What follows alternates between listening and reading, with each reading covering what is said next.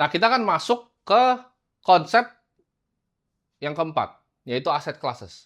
Ini ada hubungannya ya. Jadi semuanya itu saling nyambung antara dari compounding interest, risk and return, dan asset classes. Asset classes itu ada apa? Ya, asset class itu kita bilang tadi, ada yang nggak ada resiko, ada yang resikonya lebih moderat, ada yang resikonya lebih kecil, ada resikonya lebih besar. Gitu. Jadi kita harus tahu beberapa aset kelas, dan ini adalah 4 yang ibaratnya fundamental ya dalam investasi. Ini kayak textbook, ini fundamental.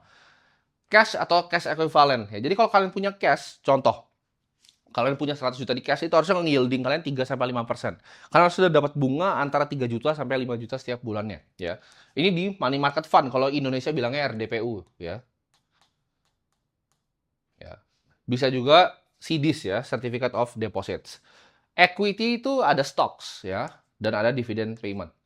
Fixed income itu ada bonds, ini ada di government dan corporate. Dan ada alternative investment. Ini mau properti, mau gold, silver, crypto, peer-to-peer loans ya. Jadi ini adalah namanya alternative investment. Jadi dari aset kelas ini, baru lu bisa bikin sebuah portofolio lu dengan aman dan nyaman. Lu harus bisa lihat nih, profil resikonya seperti apa, risk and return-nya lu mau seperti apa. Dan ini gue jelasin di video gue secara detail banget. Jadi kalian cari video gue judulnya aset alokasi, itu gue akan jelaskan ini dengan hyper detail. Ya. Tapi kita akan review sedikit aja. Kira-kira dari aset kelas ini, ya, lu bisa menentukan ekspektasi portofolio nanti seperti apa. Ya. Buat tadi ada yang bilang, oke, gue itu orangnya sangat takut untuk ngambil resiko. Gue mau semuanya di cash dan gue mau semuanya di fixed income. Tapi problemnya apa? Kalau lu cuma melakukan seperti ini, uang lu nanti akan tergerus terlalu lama. Ya, dalam waktu 30 tahun tidak mungkin cash dan fixed income itu mengalahkan yang namanya equity. Jadi lu tetap butuh equity di dalam portofolio lu. Lu tetap butuh ya alternatif aset di dalam portofolio lu untuk bisa ngebalance.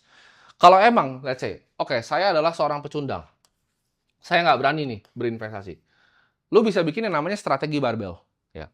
Jadi cash lu misalnya semuanya lu punya uang 100 juta rupiah ya.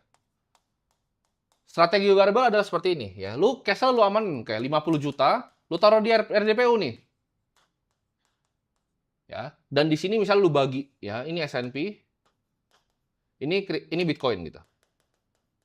Ini kita hitung ya. Ini CAGR-nya kira-kira 35%.